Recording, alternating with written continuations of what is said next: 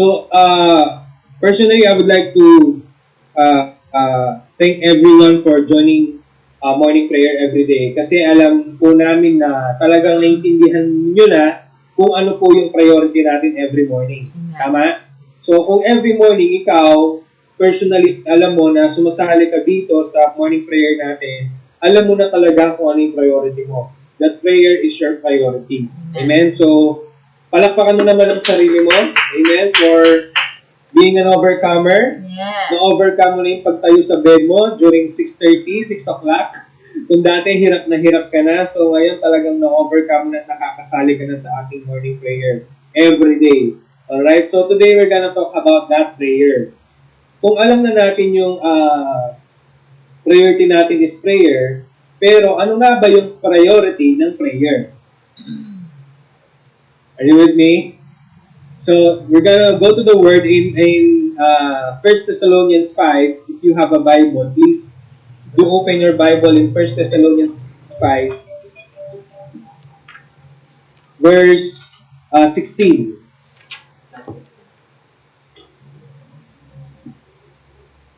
I'm reading in Amplified Translation. Because prayer is one of the most important activities in our lives. Amen? Amen. Do you agree? Amen. Kasi bakit? We talk to the God who is the God of the universe, who has all the power, who has all the knowledge. Amen? Bakit yung mga tao gusto nila ng power? Especially those people who are in a position in our government. Gusto nila ng power. Gusto nila ng authority. Tama? We as Christians, kahit hindi po tayo nakaupo sa gobyerno natin, may power po tayo. May authority po tayo. Sometimes as Christians, as believers, hindi po natin nagigets, hindi natin naiintindihan. Ano nga ba yung power? Ano ba yung sinasabi ni Bishop natin? Ano yung power na meron ka? Ano yung authority na meron ka? Sometimes hindi natin nagigets yun kasi ang pagkaintindi mo sa power, yung mga may power lang, yung mga may yaman.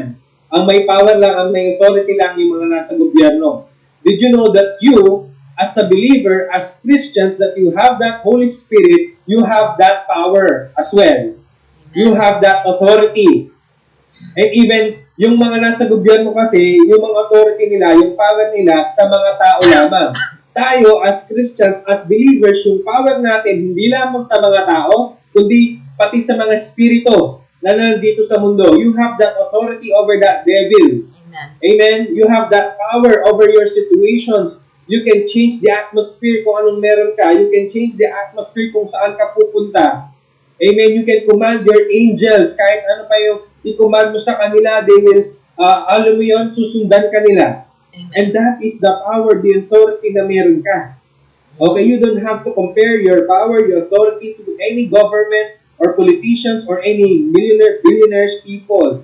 Iba po ang kapangyarihan natin. The Amen. power that you carry can heal people. The power Amen. that you carry can transform lives. The power that you carry, the authority that you carry can change the hearts of the people as long as you are available. As long as na willing ka. That's why you question the power na meron ka kasi hindi mo ginagamit. Kasi hindi ka nagpapagamit. Kasi hindi ka available. Kasi hindi ka willing.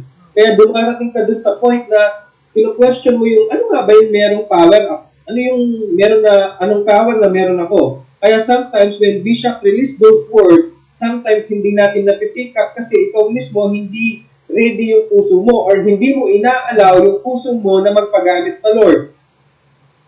That's why kala mo kapag nag-command ka parang hindi nangyayari. Tama? Alam mo, ang Diyos po natin, He understands kung ano po yung napipil natin. Alam niya kung ano yung mga nasa isip natin. So, any moment, at any given time, He can intervene in every area of our lives.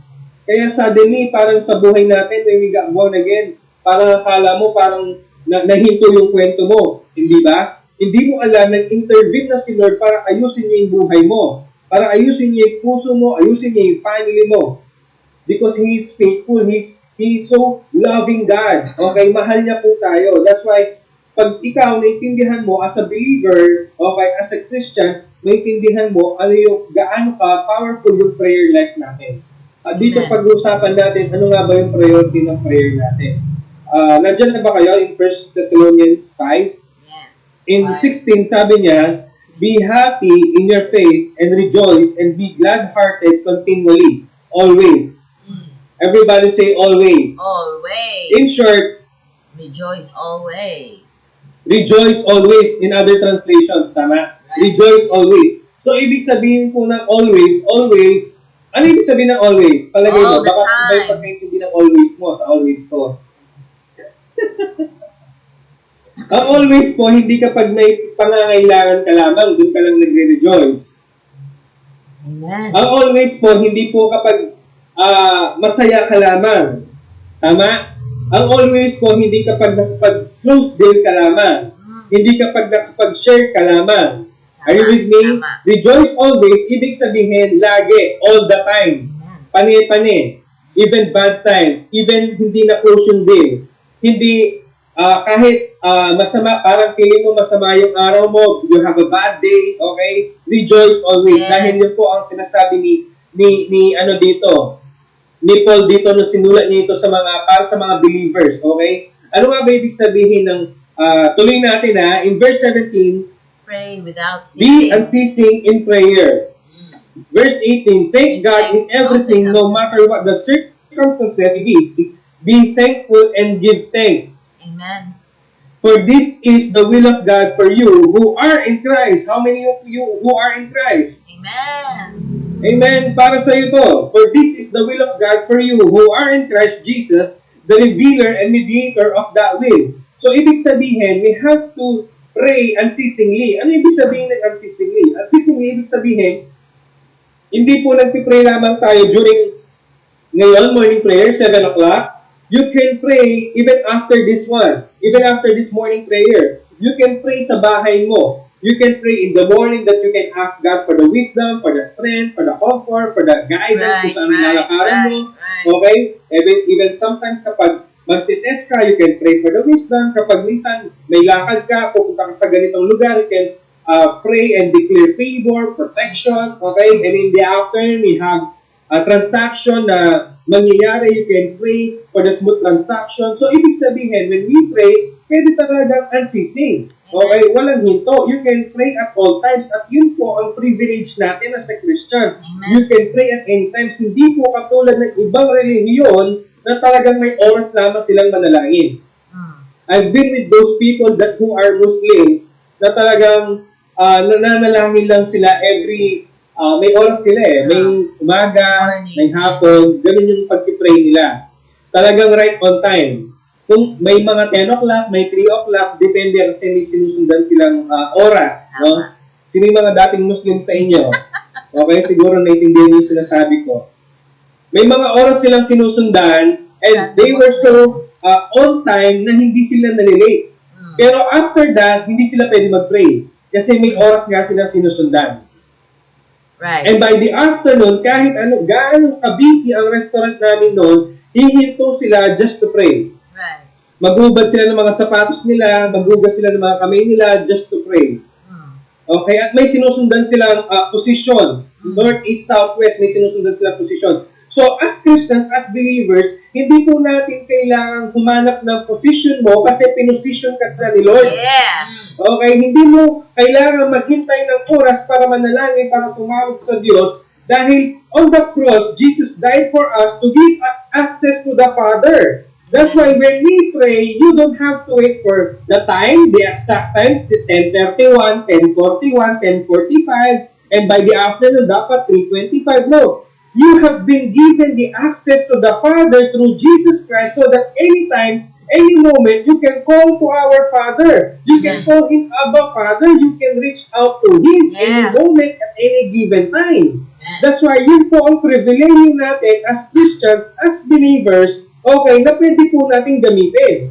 Some of us kasi, believers na, Christians na, nananalangin lang sila kapag dating ng paglinggo na. Kapag tapos na lahat ng pagka-busy niya sa negosyo, kung ano-ano yung ginawa niya from Monday to Saturday, paglinggo, sobrang tired na, sobrang burn. Alam mo yan, nabi-burn out na. Kaya linggo, ang expected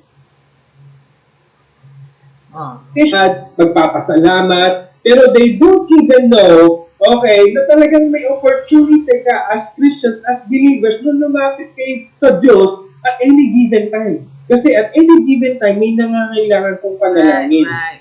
Are you with me? Amen. Yun po ang ibig sabihin ng be unceasing in prayer. Amen. Okay? Yun po ang ibig sabihin natin. Ang Amen. ibig sabihin ng word na ito. Alright? Are you with me? Kaya nga po sinasabi dito sa scriptures natin, you can pray at any time because God is ready and willing to listen and answer our prayers. Amen.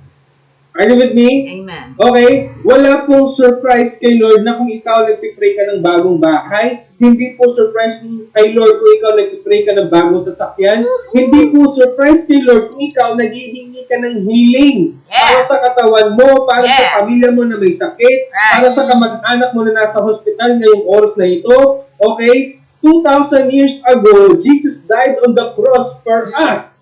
Okay? Para mabigyan po tayo ng buhay na walang hanggan, para mamuhay po tayong masagana, ng masaya, hindi po malungkot, hindi po mabuhay ng may bitterness, hindi po para mabuhay ng may unforgiveness sa puso natin. Tama. That's why it is your option, okay? Option mo yan na ikaw, magpakawala ka dyan sa sitwasyon mo. Kung ikaw feeling mo parang nasa cycle ka ng buhay mo na parang paulit-ulit na lamang, lumabas ka dyan. Because God has been, alam mo, nirelease na niya yung pagpapatawad, nirelease na niya yung you have been redeemed. Amen. Okay? By the blood of Christ, by the blood of the Lamb, option mo yan. Okay? Decision mo yan kung ikaw i-receive mo yan. Right.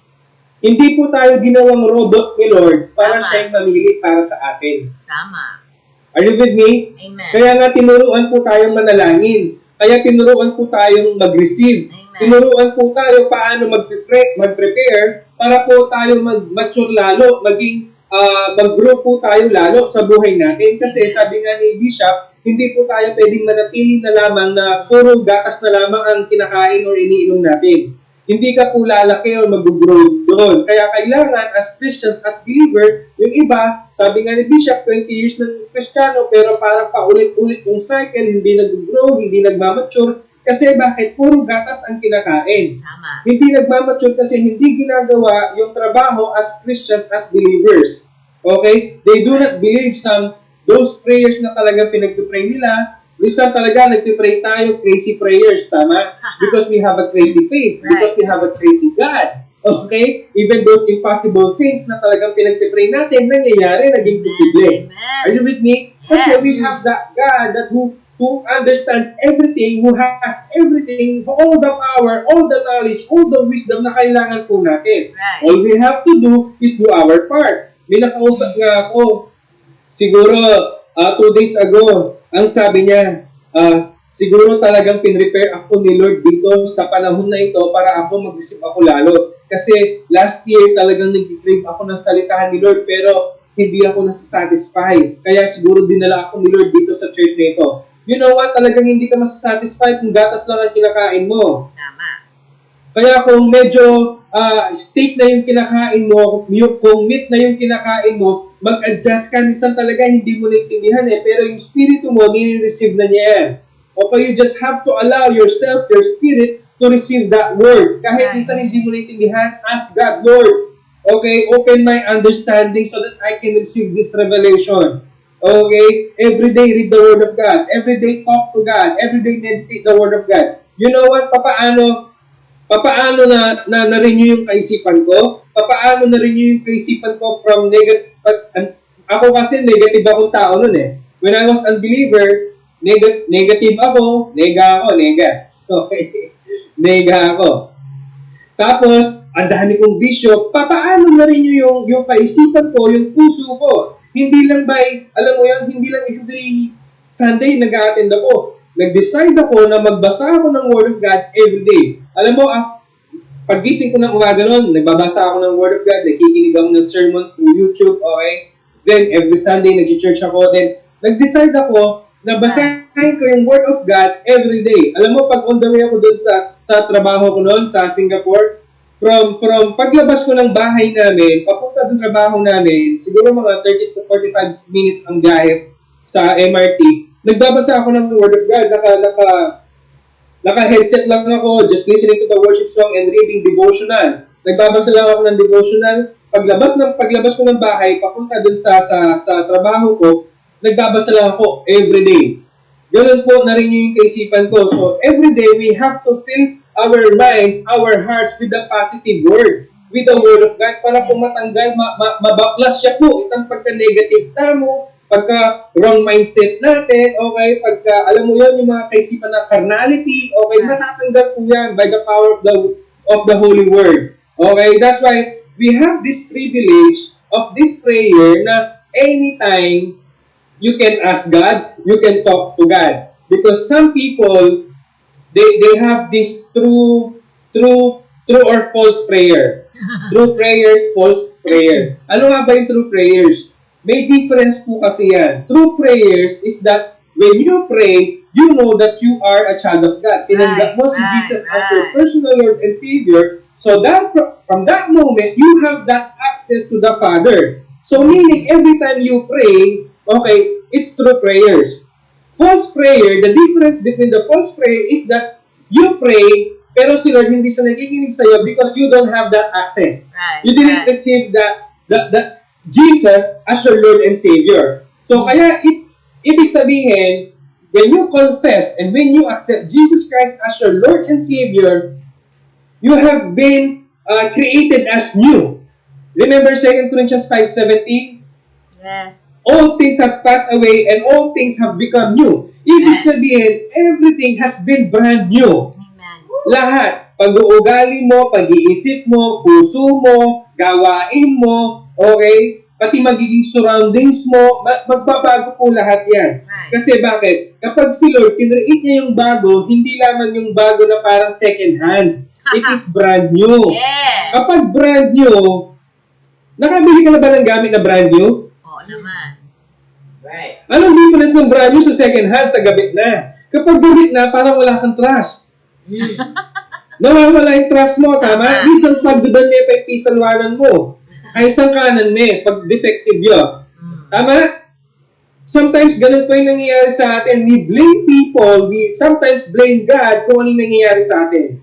Hindi natin alam that the moment we receive Jesus Christ as our personal Lord and Savior, we became brand new. You have to receive that by faith. Brand new eyes, brand new heart, brand new kidneys, brand new blood, brand new everything. Right. Kaya suddenly, nagbabago po lahat. Then suddenly, itong demonyo ito, pumapapel. Binibigyan kanya ng sakit na ganito, paramdaman niya itong sakit na ganito, okay? He's trying to alam mo yun, talagang pinaghihiwalay kayo as family, okay? Kasi alam niya na talagang naintindihan mo na yung pagka-branyo mo, yung pagka-believer mo, yung pagka-Kristiyano mo. Kaya nga natitest every word na nare-receive po natin. Then it's up to you kung paano mo tatayuan yon. Are you with me? It's up to you kung paano ka gagalaw, kung paano mo gagamitin yung power mo, kung paano mo gagamitin yung authority mo. Because we live in a fallen world. Okay? That's why you have to stand up as Christians, hindi yung mga Kristiyanong lemyak-lemyak. Nung lemyak-lemyak ka, balam second hand ka. Tama. Bala mo kaya ka rin ukay-ukay. Oo. How many of you gusto nasa ukay-ukay? No way. Sa Ukay-ukay is not bad, pero mas gusto ko yung brand new. Yes. Right. Are you with me? Amen. Okay, daming choices. Wow, Right. mura. Okay? Pero pag ginamit mo, may sira. Pag nasa brand new ka, sino nakabili sa inyo mga brand new na gamit? Pag, halimbawa, si Rafa, okay? Gusto ng brand new. Bro, gusto mo ba ng brand new or ukay-ukay? Sige na. Brand new. Brand new. Okay. Papasok si Rafa sa mga brand new gamit. Bibili siya, papasok siya sa Louis Vuitton. Bibili siya ng brand new sapatos. Yeah. Siyempre, pag-receive niya ng brand new, inaamoy pa, tapos tinatabi pa sa pagtulog paggabi. Kasi brand new, amoy leather.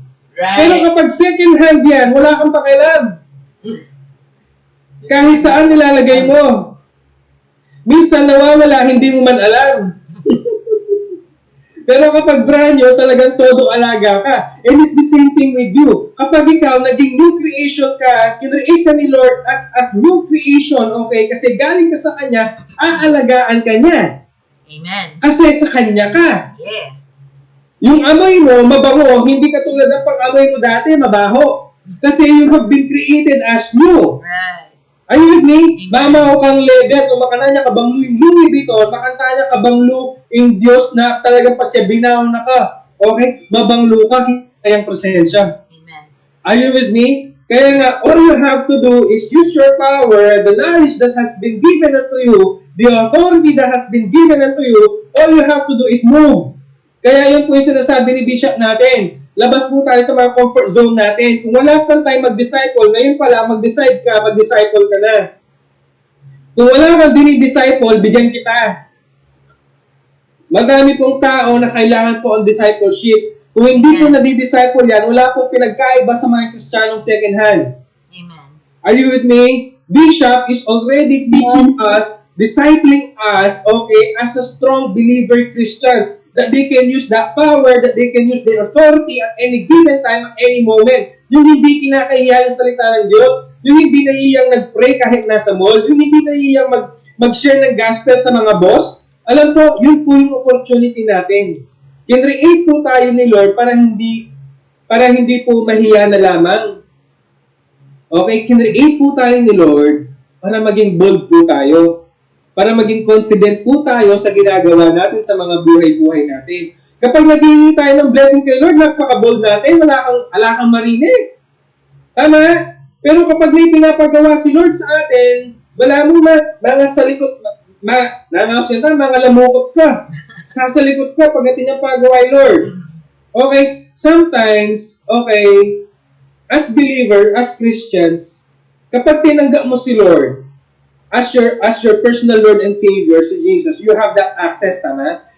From that moment, you have that relationship between you and the Father. Relationship is between the two people. Okay? Hindi lang isa. There is a communication between you and the Father. Ngayon, kung nakikipag-communicate ka, ikaw lang salita ng salita, request ka ng request, Lord, bigyan mo akong bahay, bigyan mo akong sasakyan, promote mo ako, increase mo ako ng 20% sa sahod ko. Bigyan mo akong trabaho yung mas maganda. Yung isan, alam mo, gusto ni Lord, umupo ka lang. Makinig ka lang sa Kanya. Because relationship is a two-way po siya. Hindi lang po ikaw nagsasalita. Hindi lang ikaw puro naghihingi. Ang sabi ni Lord, anak, upo ka lang, magpahinga ka muna, masyado kang pagod. Amen? Are you with me? Pwede ba natin palakpakan si Lord? Hallelujah! Alam mo, sa panahon natin, when you understand that who you really are, maintindihan mo kung ano yung priority ng prayer natin. Sabi nga ni Pastor, sometimes you have to stop for asking some things na para sa atin lamang. Tama. Minsan, masyado tayong busy sa kakahingi kung anong gusto natin. Hindi natin natatanong kung ano man ang gusto ni Lord para sa atin.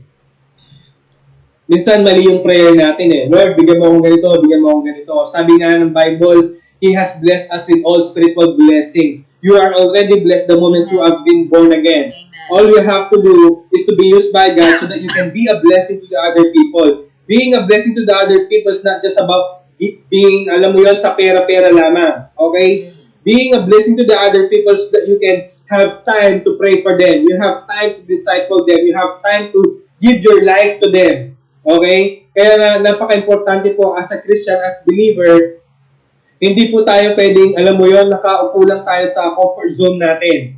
We have this mission na kailangan po natin gawin. Okay? Yes, we can pray at any given time. We have that power, we have that authority. Pero kung hindi po tayo gagalaw, hindi po tayo tatayo, hindi po tayo mag-grow. Hindi po tayo magmamature. Are you with me? Ano nga ba yung activity ng prayer? Kasi importante nito kapag ikaw dinidevote mo yung sarili mo sa panalangin. Okay? Sa Colossians 4:2, ang sabi niya, devote ourselves to prayer. So, napaka-importante ito ng devotion natin. Okay? Napaka-importante ng ganitong gawain. Kaya kung ikaw, nag-a-attend ka lagi sa mga ganitong gawain, I believe nagmamature ka. Okay? When we pray, we pray the Word of God, nagsusupply po yan sa mga pangangailangan natin. Tama? How many of you pray this week that God will provide for you? Taas ka ng kamay. Amen. Did God provide for you? Yes. Yes, of course. Yun po ang benefit natin as Christians, as believers. We pray anytime, He answers anytime. Amen. Ngayon, kung hindi ka nag-a-ask, hindi ka nagpipray, hindi mo ginagamit kung ano yung privilege na binigay ni Lord para sa'yo, wala mo, alayang kwenta, itang binigyan ng opportunity, privilege na binigyan ng Lord care. Then at the end of the day, you are asking God, Lord, bakit wala nangyari? Lord, bakit ganito yung nangyari? Tapos darating na yung jealousy, bakit siya laging nabibless? Bakit siya laging ganyan? Bakit siya ang bilis ng pagpapala niya? You have to switch on, alam mo yun, yung focus mo dito sa salita lang ni Lord. Because we have these different situations that God is preparing us to the next level. Right. Okay? Kaya nga sinabi ko sa inyo, itong nakausap ko 2 days ago, sabi niya, nag-crave nga daw siya ng Word of God. So sabi ko, talagang dinala ka ni Lord dito kasi talagang gusto niya makareceive ka ng meat, makareceive ka ng steak. Okay? How many of you want steak?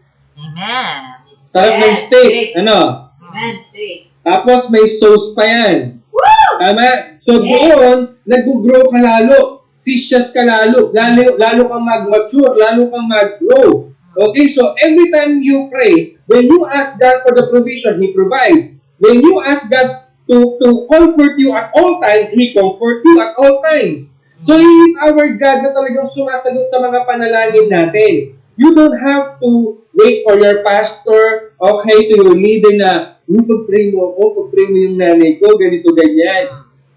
Sometimes we ask for the schedule of our pastors, like for example, kay Bishop, okay, gusto natin, si pastor pa yung mag-pray sa mga ganito natin, okay, pero you have that authority eh. You have that power eh. Ang kailangan mo lang gawin, i-practice mo.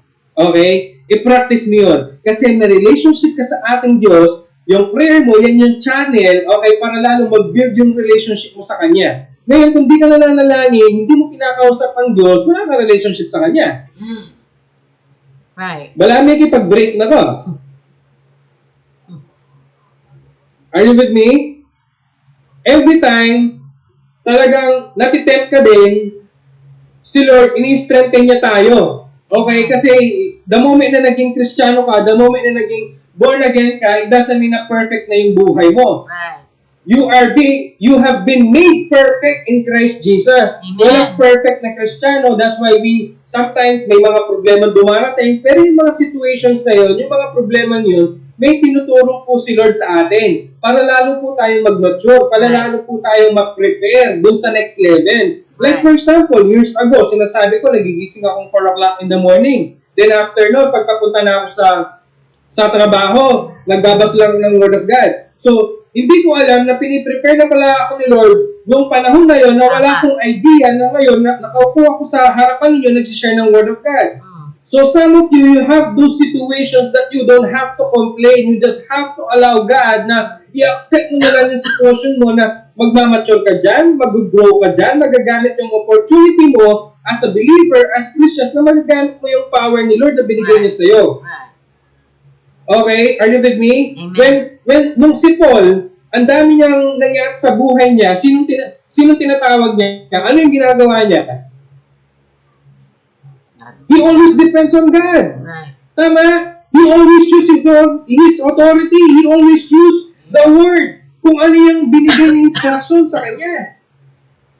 Nung paalis na si Jesus, nagpapaalam na si Jesus sa mga disciples, medyo may takutan niya, mawala yung leader ba, makanyan. Kaya nabalo, God already pre-arranged everything just for them. Ang ala ni Jesus na nangyayari, they are so powerful. Every day they gather together, basa niya Acts. Every day they gather together, every day they pray together until they turn up the world upside down. And it's the same thing with you. Alam mo, kung hindi mo alam yung pribilehiyo mo, hindi mo alam yung power mo, yung authority mo, I'm telling you, alamin mo ngayong oras na ito, and I pray you will be released from that prison. In the name of Jesus, na magamit mo yung authority mo, magamit mo yung power mo, okay? Para magamit mo at na-experience mo yung benefits na nilaan ni Lord para sa'yo. Yung pagpapala na nilaan ni Lord para sa'yo. You don't have to ask me, Kuya John, bakit hindi ako nabibless? You don't have to ask your leaders, your pastors, na bakit hindi ako nabibless. You have been blessed. Amen. Okay? Already, the moment you have receive Jesus Christ as your Lord and Savior. He Yes. is our blessor. Yes. That's why napaka-importante po ng Hallelujah. prayer life natin. Jesus. Prayer is our source of Yes. guidance. Okay? As we seek the Lord's direction and listen to His instruction. Okay? Tinutulungan din niya tayo para maintindihan natin yung salita niya. When I first read my Bible, hindi ko maintindihan. Kaya may bibigyan, okay, nung maintindihan. Sometimes, nagdi-decide kasi tayo ng pabigla-bigla. Hindi mo naintindihan, hindi ka nasasali. Hindi mo naintindihan yung sinasabi mo, bukas wala ka na. Hindi mo naintindihan yung sinabi ni Bishop, next week wala ka na. You have to, alam mo yun, step by step. And ask God to open your understanding para maintindihan mo kung ano talaga yung privilege or power ng prayer. Okay? At through prayer, binibigyan niya tayo ng confidence. Through prayer, talagang napuprotectionan po tayo sa mga worries and anxieties. Amen. Tapos pag na-stress ka, magbasa ka lang ng Word of God, mag-worship ka lang, okay, nawawala yung pagka-stress mo. Tama? I heard, I think 2 weeks ago, nung may special guest tayo si Pastor Beho, Pastor Joel Beho, when Bishop Eric released those words about the second special offering. Okay, di ba nag-offering tayo, special offering? Right. I heard one of our kasama natin sa church, the moment she let go, okay, her seed, okay, suddenly may tumawag sa kanya. Suddenly may blessing. And it's the same thing with you, okay? Sometimes, kailangan po talaga natin mag-mature, kailangan po natin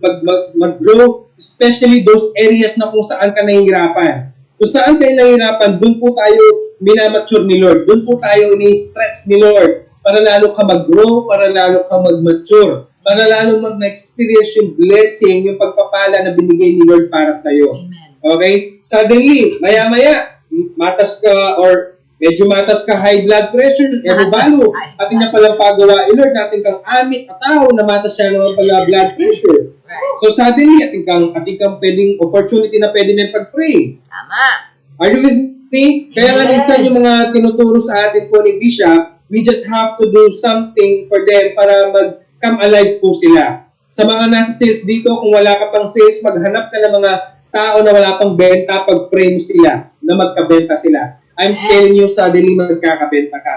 For those people na hindi na po promote sa kanilang mga tao, maghanap ka ng mga tao na nag-iingi din ng promotion. Mag-release ka ng seed mo. Sa mga tao na nangangailangan ng healing ngayong oras na ito, maghanap ka ng mga tao na nangangailangan ng healing and declare, release healing to them. Suddenly, ma-refresh ka naman. Because according to the Bible, he who refresh others will be refreshed. Right. Yun po ang sinabi ng Bible. That's why all you have to do is open your mouth and be willing. Right. Okay? According to the Bible, those who are willing and obedient, ano sabi niya? They shall eat the good of the land. They will eat the good of the land. Okay? Kaya nga, ang buhay po natin as Christians, as believers, ay, alam mo yun, grasya na nga akong Ginoo. Right. Makaluklok na kamo. Tama. Tatanggap na kamo pagpapala.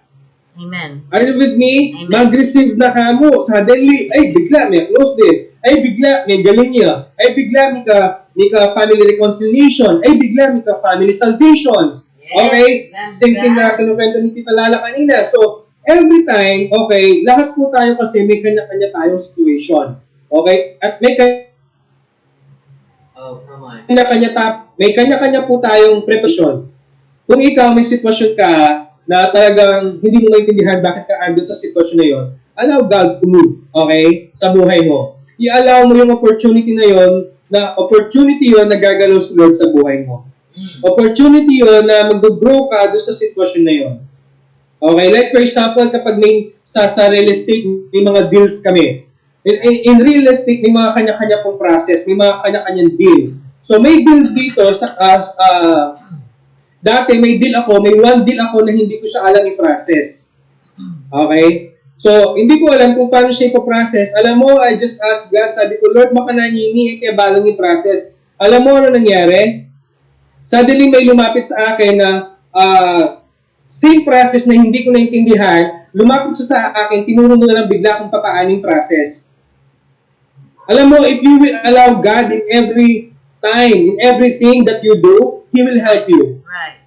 Minsan kasi masyado tayong ma-pride na, akala mo hindi na natin kailangan ng Diyos, hindi na natin kailangan ng wisdom niya, Hindi na natin kailangan ng favor niya. Hindi na natin kailangan ng knowledge niya. Alam mo, in everything that you do, I'm telling you, allow God. Okay? Isama mo si Lord sa lahat ng plano mo. Isama mo si Lord sa mga ginagawa mo. Isama mo si Lord sa lahat ng decision mo. Okay? Sinasabi ko nga doon sa sinasagot ko lang 2 days ago, sabi ko, when we have this offer na magtrabaho kami sa Houseland, kami ni Rema, hindi namin Houseland, opportunity, grab tayo, tabi-tabi. Hindi po kami gano'n. Hindi po namin ginrab kagad. Ang ginawa po namin, pinag-pray po namin, we have this agreement and we wait to the Lord na bigyan niya kami ng salita na nanggagaling sa Kanya na, Lord, kaya ba may nibatan ni? Lord, ba kaya kayo ni? Lord, kaya ni kami ba talaga?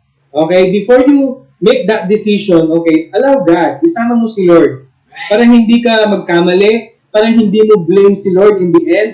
Ano nangyari? We have this agreement, me and Rema, then suddenly nagpop-up yung word ni Lord sa amin in Genesis 12. Sabi niya, I'll make your name great and you shall be a blessing. Ano nangyari? For the past consecutive years, okay, to the glory of God, we are always on top. Amen. Because that is the promise of God to you, not just to me, not just to my wife, to you as well. You are always on top and not beneath. You have always above, okay, and not beneath.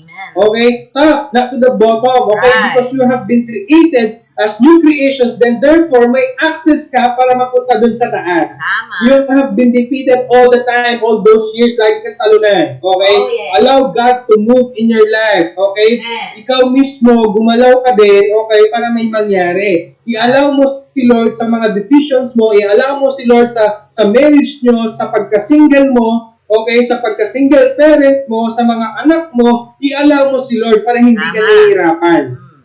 Okay? Para hindi ka parang balisa na lang lagi. Para hindi ka na lang parang bala mo, hula-hula na ka mo, sesemple ang company. Okay? Hindi ganon. Kailangan i-allow mo din si Lord in every decisions that you have to do. Okay? Kasi si Lord, hindi ka niya pababayaan as long as na sinasali mo siya. Hayaan ka niya eh. Minsan si Lord, alam mo, hanggat hindi mo sinisurrender yan, hindi niya kukunin. Si Lord, hindi po siya nangunguha. People say or think sometimes na ang Diyos daw nangunguha siya. Alam mo, si Lord, hindi niya kukunin yung bagay na nasa iyo hanggat hindi mo sinusurrender. Tama. The moment we surrender our lives to Him, okay, yung buhay natin sa Kanya, hindi niya po kukunin. Kasi hindi nga po tayo robot. Tama. Okay? Like for example, sa akin, years ago, I decided to fully surrender my life. 100% to God. Ano nangyari? Kinuha niya. Pengwanin, buong buo. Nireconstruct niya. Gewaning brand new. Gewaning bayo. Okay? Kasi sinurrender ko. Ikaw, kung hindi mo susurrender yung sakit na dinadaanan mo, yung ugali mo, yung bisyo mo, yung pagkasinungaling mo, okay, yung pamangupit mo, no? Ganyan ni ma'am, upit ka. Nung ganyan addicted ka. Nung ganyan ating kang, alam mo yan, nahihirapan ka sa pag-ugali mo. Hanggat yan, hindi mo sinusurrender kay Lord, hindi niya kukunin. You have to surrender everything para kunin niya, baguhin niya, palitan niya ng mas bago. Okay? In everything that we do, lahat ng ginagawa natin, every day, okay, may tinuturo po si Lord. That's why you have to be careful. Okay? At maging mindful ka din kung ano yung nangyayari sa iyo everyday. Okay? Amen. Ano yung nangyari sa akin last week? Ano yung ginawa ni Lord sa akin last week? Amen. Did you know that every day you have a testimony? Woo! Right. Right. Hindi narinig ng iba. Right. Every day you have a testimony, hindi ka lang aware. Hindi ka lang aware. Kasi bakit? Sometimes, kinakausap po natin si Lord kapag may kailangan lang tayo. Pero hindi mo alam, gumagalaw si Lord every minute, every second of your life that you don't even know. Okay? Hindi mo alam. That's why it's very important that when you pray, when you say amen, be it. Okay? Right. Prayer brings God's emotional and physical healing as well. Right. Okay? Kaya kung may karamdaman ka, allow God to heal you. Amen. You have that power to rejoice every day. You have that opportunity to praise God every day. Kahit mabigat yung katawan mo, you can stand up and allow your body to rejoice, to lift up your hands. Okay? Yes. And when you pray, okay, it opens the doors of heaven, the heavenly Amen. windows, okay, na sinasabi ng Bible. Amen. Okay? At when you pray, okay, you have that access to the unlimited power of God. You have that access to the unlimited provision of God. Kasi bakit kapag hindi ka nag-pray, limitado yan. Sabihin ko sa'yo, limitado. Right. Minsan kulang pa. But when you pray and depend on God, to His unlimited power, to His unlimited provision, to the unlimited healing, okay? May nag-offer nga sa akin, kwentong mabilis ha, may nag-offer sa akin ng insurance. Okay? May nag-offer sa akin ng insurance sa bangko. Sabi niya, uy, may bago kaming insurance, 3 times claim. Ito yung bago namin na wala sa ibang bangko, sabi. 3 times claim daw, ibig sabihin, kapag na, di ba ang insurance, 1 time claim lang? Di ba? Pero ito, bago. Up to 3 times claim daw. So sabi niya, kapag nakapag-claim ka ng 1 time, pwede ka pa mag-claim up to the 3rd time. So sabi ko, in-explain ko sa kanya. In-explain niya, pero ano siya, health insurance. So with regards of your health, you can claim up to 3 times, pero nilista niya lahat ng mga sakit, 46 majors of sickness daw. Nilista niya. So kapag nagkasakit ka ng ganito, you can claim this amount, 1 million yata or more than. Pag nagkasakit ka ng ganito, you can claim again. Pag nagkasakit ka ng ganito, you can claim again. So sabi ko, paano kung di ako nagkasakit hanggang ganitong age kasi hanggang 70 years old daw? Paano kung di ako nagkasakit up to 70 years old? Ano makiklaim ko? Ibibigay daw lahat naman. Okay? Lahat ng nabayad. So balik din. So sabi, tapos nung pinakita ko ng mga klaseng sakit na yun, nilista niya, sinad niya sa email ko, binasa ko, puro major sickness talaga. Cancer dito, putol na buto, okay. May mga kung ano-anong klaseng sakit na major talaga. So isipin mo, pag nabali yung buto mo sa kamay, nagka-cancer ka, okay, survivor, parang naisip ko talagang sinad niya sa akin yung lahat ng sakit na yun, parang nakaka-attract sa'yo, tama? Nireview ko on the spot. So sabi ko, tinapos na lahat ni Jesus on the cross. Right. Okay, lahat ng mga major na sakit na ito, hindi ko inaalaw sa aking buhay. Kahit hindi ako insured sa'yo, secured ako kay Lord. Kasi well protected ako. I have the promise of God. I am under the wings of God. I have the Psalm 91 over my life. Hindi ko kailangan ito. Tinanong ko, after 70 years old, anong makiklaim ko? 1 million. Ilang taon na ako ngayon? 33 less 70? 37? So, after 37 years, bro, ano yung value ng 1 million? So, if you depend on the world, if you depend on the limited opportunity, okay, matrap ka. Right. Ang naging ayaw-track mo, ang detang sakit na rin ito. Okay? Ewan ko sa inyo, ha? Kung kayo naniniwala kayo sa mga ganun, ako hindi ako. Tama. Yes, I am insured. May insurance din ako, pero may investment din siya. Pero iba tong ino-offer sa akin na insurance eh. You have to experience those 46 major disease, sickness, para makaklaim ka ng ganito. Ni-review ko on the spot. Then suddenly, few days ago, bumalik ako sa bangko, nakita niya ako. Hey, Sir John, nakita mo ba yung email ko? Hindi ka nag-reply sa akin. Uy, pasensya ka na. Talagang hindi ko yan. Kahit kaya kong bayaran monthly. Sabi ko, ayaw ko talaga yung niya. Kasi makatrakla ka na ako. Hindi ka naman, sir. Hindi naman naiwasan yung makanyan. Sabi niya, aiwasan mo. Ako kayo. Aiwasan mo. Yeah. Because I have the word. I am protected. Sinabi ko kaya. Ginanyan ko siya. Bakit ikakot naman da ka ating pang makanyan? At tinapasing nyo ng kingwa, o Remonay, kami mo, wala ka pa palang makanyan. Ako, kumakaya ako. Pero ako kaya. So, are you with me? So, lahat, may mga tinuturo si Lord sa atin, may nire-reveal si Lord sa atin. All you have to do is dapat bukas lang yung mindset mo. Bukas lang yung spirit mo that everything that you do, you are allowing God to move. Yes. Everything. Minsan kasi sa trabaho, sino mga nakikipagtrabaho dito, lahat may boss, okay? Kapag may boss ka, kahit nakikipagtrabaho ka, or may company ka, may mga rules ka, may mga job description ka, tama? Sa lahat ng job description mo, i-allow mo si Lord na tulungan ka niya sa sitwasyon na yun, sa description na yun. And He will allow you to move on the next level. Suddenly, yung boss mo, ma-inspire you, ma-bless you. Then suddenly, ma-promote you. As Christians, as believer, okay, Right. hindi po tayo nakabound sa rules. Hindi po Amen. tayo nakabound sa mga policies ng isang company. Amen. Because of the favor of God, it can break those policies, okay, those rules, okay, just for you. I'm telling you, Amen. ilang beses na po nangyayari yan sa mga taga-Powerhouse Church, and I heard Okay, may bago na naman pong nangyaring ganyan ngayon lang. Okay, so I'm telling you, sa lahat po ng ginagawa natin, allow po natin si Lord, isama po natin si Lord sa lahat ng mga decisions natin, isama po lahat si Lord sa lahat ng mga as we face difficulties, okay? Isama po natin si Lord. If you even mag-decide ka lang ng simple decisions lang. Halimbawa, pupunta ka ng mall. Hindi mo alam kung mag-SM Clark ka or mag-SM Labastagan ka. Okay, dahil miss na miss mo na yung mall. Lord, saan ba ako? Yes, dito ako sa SM Clark. Hindi mo alam, may pinapasyaran pala sa Lord sa SM Clark. Mapilit ka, nag-SM Labastagan ka, hindi ka inalaw. Hindi ka pinapasok, wala kang quarantine pass. So minsan, we have to allow God in every small details of our lives. Si Lord kasi hindi lang siya pang bigatin. Even those small details of your life, alam niya po. Amen. And prayer can impact other people as well, anywhere in the world. Kasi bakit? May connection po yan in the spirit. Okay, that's why we can pray kahit dun sa mga taong nasa abroad, we can pray and declare kahit wala man sila dito sa Angeles. Kaya nga, minsan, kung naririnig nyo si Bishop Eric, pinag-pray niya dun sa Duterte, our governments, we pray for the Israel, we pray for the USA, okay? We pray for those powerhouse people na nasa abroad ngayon. Kasi bakit? May connection po yan. Okay? That's why you have to remember, as Christians, as believers, okay?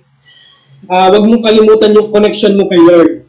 Yung connection mo kay Lord, hindi lang kapag nangangailangan tayong blessing or healing, okay? Ang connection po natin kay Lord, every second of our life. Amen. Okay? Do not forget that. Are you with me? So, that is the word for the day, and that is yung kung ano yung nasa puso ko. I believe you have been blessed and you have received that word. Yes. So, be ready, be expectant, and receive that supernatural. Amen.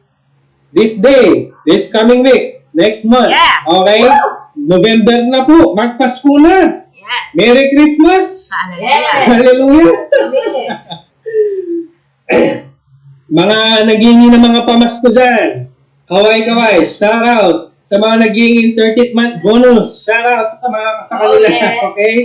Sa mga nag-expect na mga dati, pag November. Okay, sobrang busy na sa ating mga negosyo, sa ating mga kasi save dito, save doon. Okay, pero alamin mo na si Lord hindi po siya na lockdown, hindi siya na pandemic. Ang pabor ni Lord continuous po yan nagpo-flow sa atin, sa bawat isa sa pamilya ninyo. Kahit may pandemic, we can celebrate Christmas. Amen. Happily, joyfully. Yes. Amen. Well provided. Amen. So, magpapakain yata si sa Pasko. Si Rafa. Na naman. Papakita niya yung brand new Louis Vuitton niya. Yes.